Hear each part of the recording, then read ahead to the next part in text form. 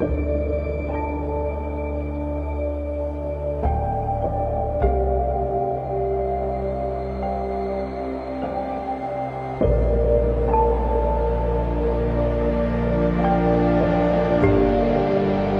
nome do Pai, do Filho e do Espírito Santo.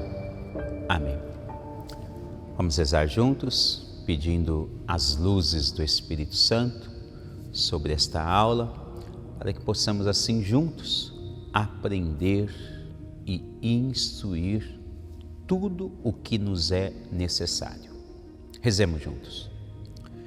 Espírito Santo, amor do Pai e do Filho, inspirai-me sempre aquilo que devo pensar, aquilo que devo dizer, como devo dizê-lo, aquilo que devo calar, aquilo que devo escrever, como devo agir, aquilo que devo fazer, para procurar sempre a vossa glória, o bem das almas e a minha própria santificação.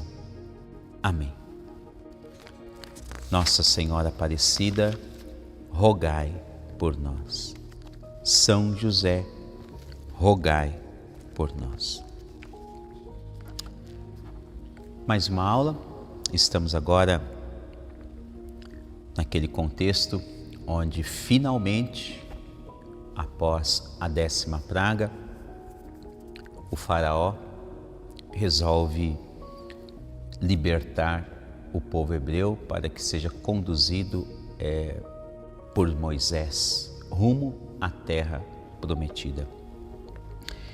E nós vemos esses dados acontecerem, especialmente a partir do capítulo 13, tá?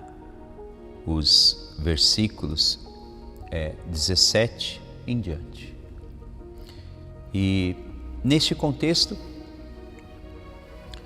temos vários pormenores a serem cuidadosamente observados, estudados, analisados, questionados, para que a partir de então eles possam de fato se tornarem um elemento a mais a constituir o que nos falta na nossa vida espiritual. Porém, nós não temos tempo hábil para analisar palavra por palavra, versículo por versículo, texto por texto. E nós precisamos, assim, de um modo geral, observar aquilo que nos é mais importante para esta ocasião específica e tentar levar mais adiante, porque vale a pena sempre ressaltar que o objetivo desses nossos primeiros estudos é chegarmos o mais rápido possível no Novo Testamento, na encarnação, tá? Então, esses estudos iniciais é uma preparação para quando chegarmos na encarnação, no crescimento de Jesus, encarnação, nascimento, crescimento de Jesus, sua vida ministerial, todo o contexto, que está ali em torno da missão de Jesus, nós possamos assim então nos debruçar com maiores detalhes. E quando estivermos estudando o Novo Testamento, não se preocupem tanto, que por vezes no Novo Testamento nós também precisaremos regressar à história veterotestamentária. Então estaremos, sempre sobrevoando praticamente toda a Sagrada Escritura. Isso não haverá problema, tá? Isso só para tranquilizar um pouco a você que está nos acompanhando, a respeito aqui de quando você perceber que vamos pular um capítulo, talvez pular um livro da Sagrada Escritura, né? E assim sucessivamente. Então você não se preocupe, porque se você nos acompanhar constantemente nesse curso, você verá que passo a passo estaremos aprendendo juntos sobre toda a Sagrada Escritura, tá? Isso para lhe acalmar um pouco o coração. Então, agora acontece a saída do povo hebreu, né, dos israelitas, da terra do Egito. Após aquela 10ª praga, onde Deus feriu todos os primogênitos, todas as crianças de sexo masculino, né, inclusive o filho do faraó, então ele resolveu deixar que Moisés levasse os hebreus. E ali naquele primeiro momento, nós bem sabemos que há um grande entusiasmo, seja por parte de Arão, de Moisés e até mesmo dos hebreus que estão lá no Egito. Eles se sentem aliviados, porque o libertador, que é Moisés, conseguiu agora uma grande façanha. Ele conseguiu com que o faraó finalmente deixasse o povo hebreu ir embora, né? Agora eles vão rumar à terra prometida. Porém, tem mais alguns detalhes sobre o rei do Egito, o faraó. Assim que os hebreus saem em partida, quando eles estão já à frente, a história bíblica narra e acentua que Deus endureceu o coração do faraó. E nesta ocasião, o faraó, ele se arrepende do que ele fez.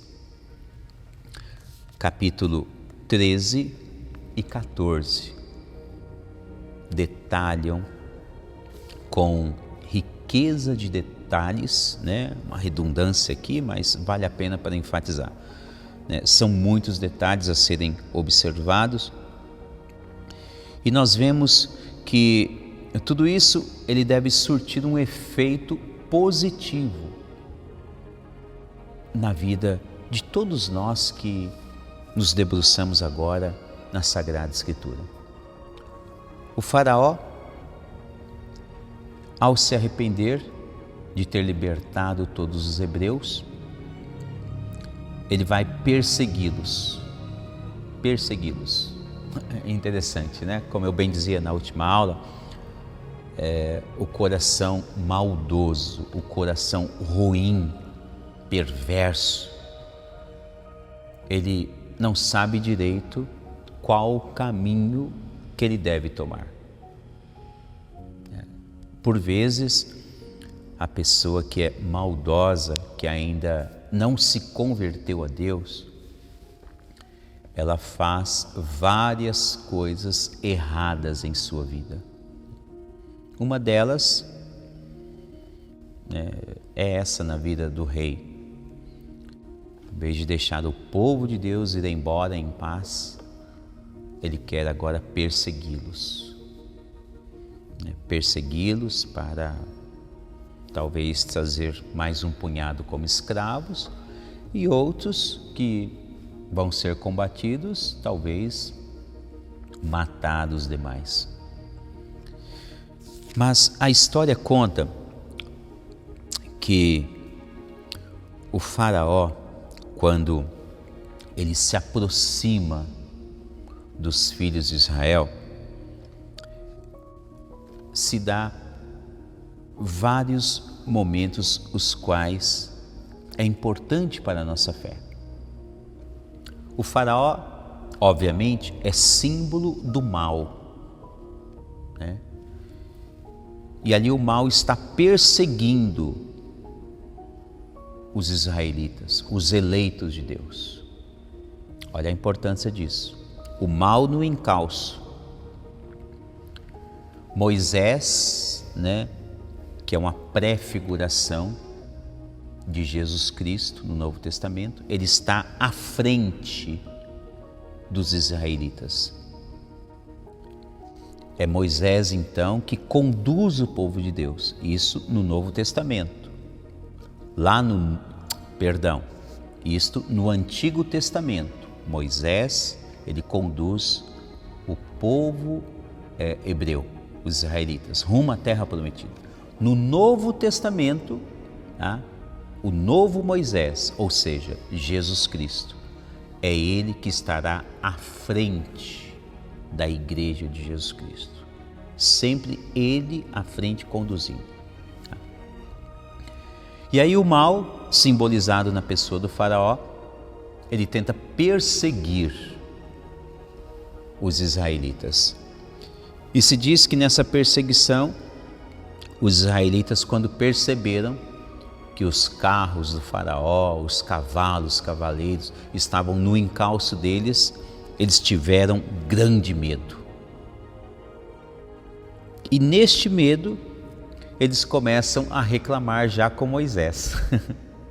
Interessante que eles queriam ser libertos da escravidão, Mas agora que estão libertos rumo à terra prometida, eles precisam aprender a vencer as dificuldades que vão surgindo. E precisam aprender também a confiar cada vez mais em Deus. Um fato importantíssimo que já está ali bastante enraizado na vida de Moisés.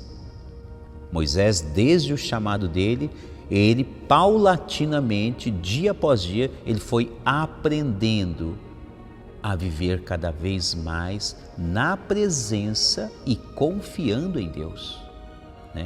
E nas aulas anteriores, nós falamos a importância de Moisés aprender a rezar cada vez mais junto a Deus. Isso se traduz em confiança. Reza a Deus quem confia em Deus. Nesta situação, os israelitas, então, eles sentem medo e já dizem para Moisés, poxa vida, Moisés, você tirou a gente do Egito para que a gente pudesse morrer no deserto. Eles já estão dando como certa a morte deles pelos perseguidores do faraó. O que você enxerga aqui pode ser traduzido também em falta de confiança em Deus. Ainda nem aconteceu aquele cenário, mas eles já estão dizendo para Moisés, nós vamos morrer. Olha o que você fez conosco. É interessante você notar isso porque o ser humano, quando ele tem aquela sensação do medo, ele não sabe corretamente como deve agir. E por vezes sobrecarrega de peso outras pessoas. Os israelitas estão colocando nos ombros de Moisés um sobrepeso que não era necessário. Bastava seguir as instruções de Moisés e observar o que ele estava fazendo e fazer igualmente, seguir os passos rumo à terra prometida, conforme Moisés conduzia o povo. Mas ali eles não fazem isso e reclamam a Moisés, dizendo que vão todos agora serem assassinados pelos soldados do faraó na terra do Egito. Moisés se coloca à frente deles e, como bom líder, exorta a cada um deles, a assembleia do modo geral, e sempre diz ao seu povo, aos israelitas, que Deus ajudará em mais esta façanha.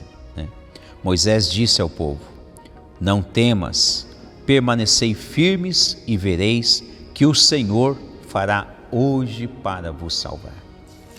Olha a confiança em Deus. Moisés, para ser sincero, ele ainda nem sabe o que vai acontecer na frente. Mas a linguagem de Moisés se traduz em confiança. Moisés ainda não viu, mas ele acredita que Deus fará alguma coisa em favor de seu povo. Isso é confiança. E por isso Moisés, ele pede que o povo siga adiante, continue adiante.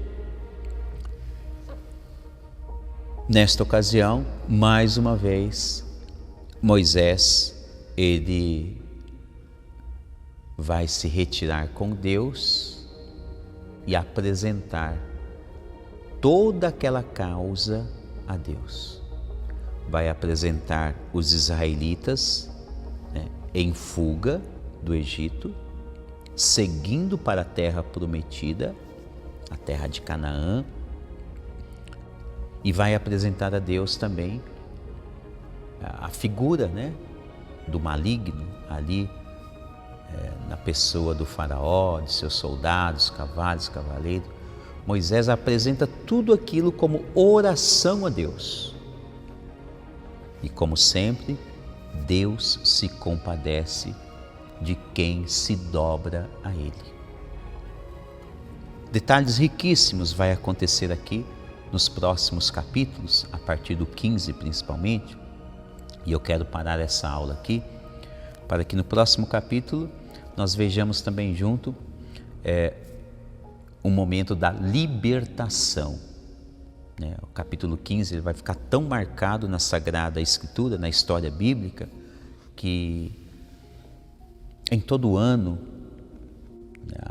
na vigília pascal, ele se tornou um texto fundamental que sempre faz parte da missa da vigília pascal, aquela missa da Páscoa, a qual nós rezamos constantemente como a libertação. Deus que coloca o seu povo a caminho para ser libertado. Nós veremos alguns detalhes desse capítulo 15 em nossa próxima aula. Muito obrigado por nos acompanhar. Em nome do Pai, do Filho e do Espírito Santo. Amém.